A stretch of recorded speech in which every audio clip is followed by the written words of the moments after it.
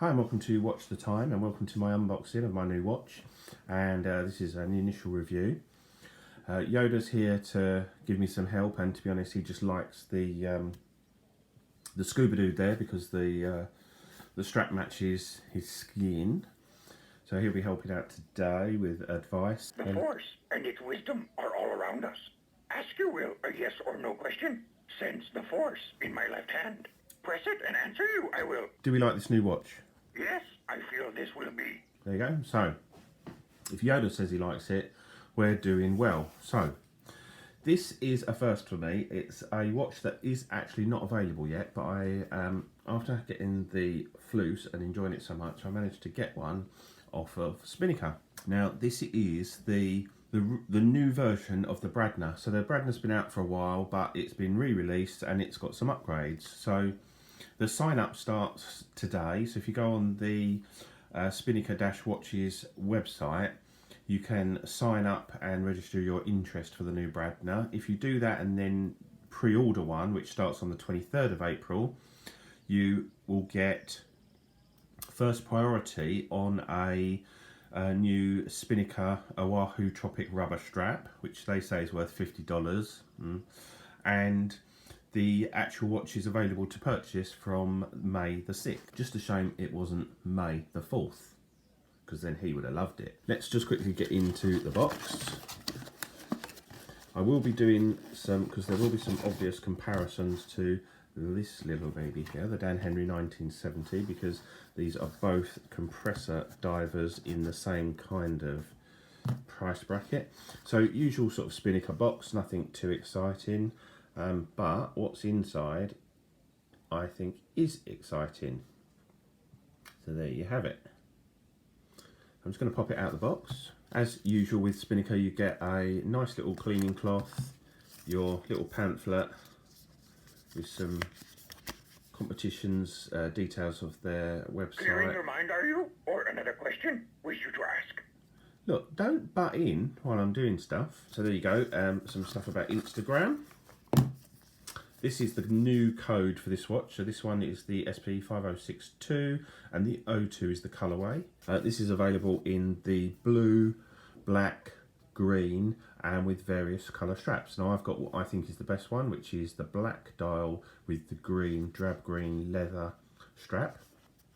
And I think it really works well with the very green loom. I'm just going to quickly go over the improvements, and I'm going to refer to Jody of Just One More Watches review on this one. He said it was like 95% there, but there were a few shortcomings. Well, I think the main shortcoming was the lack of an AR reflective coating, which we've now got. So we've got sapphire crystal, and you can see the blue tinge there, which is AR coated, so that ticks a box.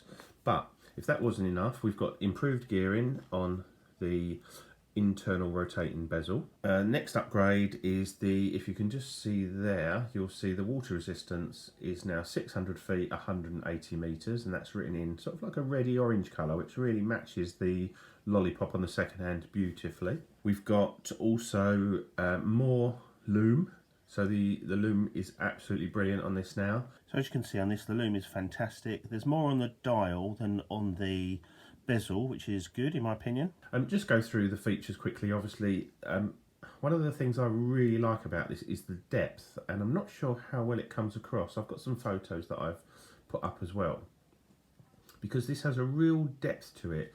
You've got like a chapter ring which is stepped, and then you've got the applied sort of batons with all the loom on. You've got the applied Spinnaker logo, and then the printed automatic 600 feet, 180 meters. I like the fact that it's not too busy, there's not too much written on the dial. The hands are brushed steel hands, and you've got the Chevy hour hand, a very plain minute hand, and then you've got that little orange pop on the lollipop of the second hand, and I absolutely love that. I like the fact that the minute track kind of blends into the background a little bit, because we've got black on grey, and no, it's not the most legible, but there you go, it just completely disappears sometimes, but to me that's not an issue. I really like the way you've got like a real depth to this dial. There's a really big step on the bezel, and it does have minute markers, and again they sort of disappear as well, so not as visible as it could be, but let's face it, you know, it's unlikely that anyone's going to use this as an actual dive watch. The inner rotating bezel is useful just for me as a timer. If I want a 10-minute timer, I just stick it on the 50 there, and then when the minute hand gets to the arrow, 10 minutes is up.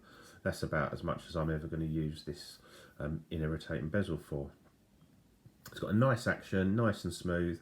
I say for me that is one of my only sort of niggles on this watch, and that is that to me I'd like a little bit more resistance on that. I love the fact that the date wheel is colour coded, so it's matched, so it's a black wheel with white writing on, very similar to the floofs there.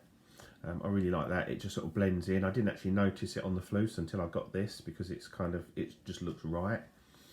We've got an all brushed case, so there's no polishing on this case. The only polishing is on the tips of the crowns, and obviously we've got the Spinnaker logo, there's the sail on the crown for adjusting the time and date, and the top one is just high polish. Everything else, so along the sides here we've got this vertical brushing, which is really nice. We've got the brushing here, the steel, vertical brushing again there, and then on this side again we've got lovely vertical brushing.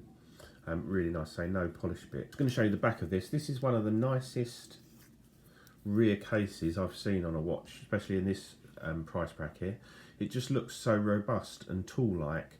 Obviously you've got the display case there with the Spinnaker rotor, that's like the kind of part of their trademark, and the NH35 in there, not the most exciting, you know, we've all seen them before. So you've got some writing around the edge, got water resistant, 180 meters, sapphire, the code there, SP5062, automatic movement, all stainless steel. Now if we just go onto the strap, this is a water resistant leather strap, and it's they're kind of impregnated, and they've got these like sides on, so they are water resistant. The one on the floose I've had for a while now.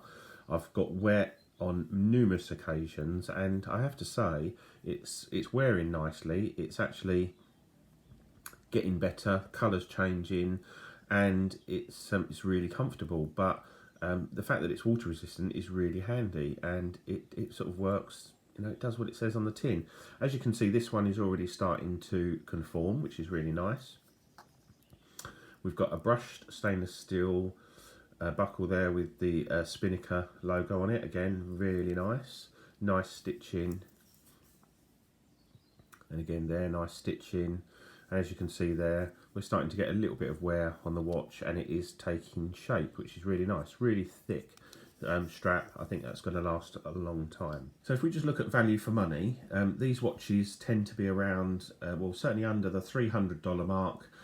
In the UK that works out to around £200 by the time you've got your usual discounts that Spinnaker offer. I think value for money, as I said with the floofs, in this kind of category, I think this is pretty much unbeatable. I'd be hard pushed, I think, to find a watch as good as this, as beautifully machined as this, in this price bracket. If you think about what you're getting, AR coated sapphire crystal, a reliable NH35 Seiko movement, 180 meters of water resistance. You know, this is a real world wear daily beta watch. You know, you can use it for swimming, snorkeling. You could dive in it if you really wanted to. You know, this is a real kind of everyday watch. You've got absolutely fantastic lume. There's still the distortion that I know Jodie wasn't happy with around the edge. I actually quite like it. As I say, the functionality of it is fairly limited because of the way the colours sort of blend in, the minute track blends in, but it doesn't bother me at all.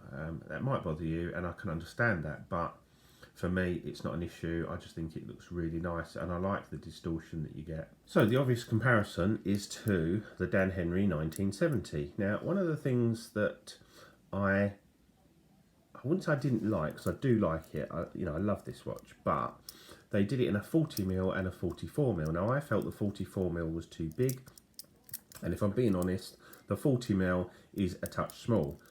42mm I think would have been a better option. Just do it in just one size, 42mm, and be done with it, like the Bradner 42mm. It's absolutely perfect. Now that's obviously very subjective, because if you've got a smaller wrist, then this is going to be better. But for me personally, I prefer the size of the Bradner over the Dan Henry. The quality and the finishing I think is on a par, although when it comes to quality, we've got a proper sapphire crystal. On here we've got this kind of mineral crystal coated in sapphire, which, you know, let's face it, the school is still out on that, because we don't know if at some point that's going to delaminate in the future. Hasn't yet, and I've got no problems with it, but you know, it's not as good as sapphire. That's one thing that I do prefer on the Dan Henry, and that is this cross hatching on the crowns. I think the crowns on this are absolutely gorgeous. If I could put these crowns on this watch, I'd be a very happy bunny. Obviously we've got this on, this is the orange ringed one. I do like the orange pop on it, but I do like the subtlety of this, and the just the little orange pop and the sort of the red writing. So there's little things like on the Dan Henry that I now notice that they kind of got wrong compared to the Bradner. Things like the date wheel, you know, that should have been white Arabics on a black wheel, in my opinion. I think it would have looked better. That just, now I've seen this, it doesn't look right to me on the wheel with the white wheel. Obviously the minute track is a lot clearer, so as a timing tool, a useful timing tool, the Dan Henry definitely wins. The bezel, the rotating bezel, has got the perfect amount of resistance, whereas the Bradner is ever so slightly, I just prefer that a little bit tighter. Like this would be perfect. Case backs, obviously we've got a quite a nice octopus with a diving helmet on there, as opposed to the display case back. That's kind of a choice thing. I like them both, and obviously the Dan Henry is a limited edition, whereas the Spinnaker is not. I think they have limited runs, but it's certainly not a numbered limited edition. And the other thing I prefer on the Spinnaker are the handset. Okay, so here it is on my average sort of just over 7-inch wrist. It's a touch tight on this strap at the moment, but it's giving a little bit, and I think it's going to end up being absolutely perfect. If I move it onto this hole, it's way too loose. It's just a little bit tight as it is, but it's wearing better and better the more I wear it. I've had it on for like a day now, and it's actually wearing really nice. So I'm just going to move it away just for a little bit of, there we go. This is a chunky monkey. I don't really do sizes, because I think until you wear a watch you can't really tell. This is a chunky watch, and you do know you're wearing it, and if you look at the height of it there, it is quite a chunky watch. If I just show you a comparison to the Floose, there we go. Look at the difference in, let's just move that. If you look at, see the difference in height there, and obviously because it's a shorter lug to lug than the Floose, it looks more chunky than it actually is, but it wears absolutely beautifully, I have to say. It's comfortable. You've got the two crowns there, but obviously there's no crown at the 3 o'clock, so they don't dig in. I mean, you can see there, I can push it right in. They're not actually digging into my hand at all, so that's not an issue. It doesn't feel top heavy or anything. Actually wears really nicely. Just going to get a nice close up there, see it playing with the light. So I'll leave you with that shot of it just ticking away nicely there. But this is Watch the Time. Thanks for watching. Please subscribe to my channel. I've got lots of videos already in my back catalogue, lots of videos to come, and I appreciate comments, I appreciate likes, and I'll see you soon for the next review. Cheers, bye.